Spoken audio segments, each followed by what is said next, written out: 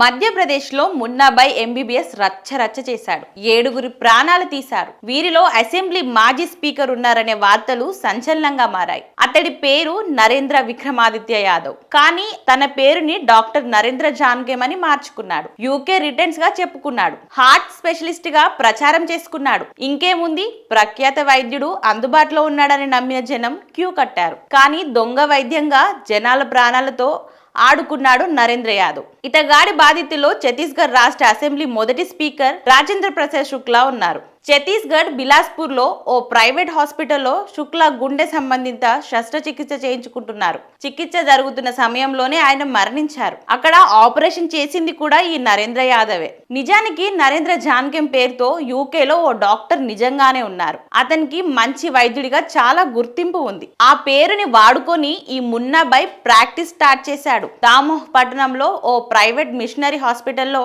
Cardiologist గా join అయ్యాడు. కానీ అతని దగ్గర ఆపరేషన్ చేయించుకున్న వారిలో 7గురు వారం రోజుల్లోనే చనిపోయారు. ఫిర్యాదులు రావడంతో అధికారులు దర్యాప్తు చేశారు. నిందితుడిని అదుపులోకి తీసుకొని విచారించారు. దీంతో అతగాడు అసలు డాక్టరే కాదని తేలింది. మరొకరి పేరు వాడుకొని ప్రాక్టీస్ చేస్తున్నట్లు గుర్తించారు. పైగా ఇతను చేసిన ఆపరేషన్లకు కేంద్ర ఆయుష్మాన్ భారత పథకం కింద డబ్బులు కూడా వచ్చాయంట. హైదరాబాద్ లో కూడా గతంలో ఇతడిపై పలు కేసులు నమోదయ్యాయని గుర్తించారు. మృతులు 7గురు అని బాధితులు చెప్తున్నప్పటికీ ఆ సంఖ్య ఇంకా ఎక్కువ ఉండొచ్చని అనుమానిస్తున్నారు.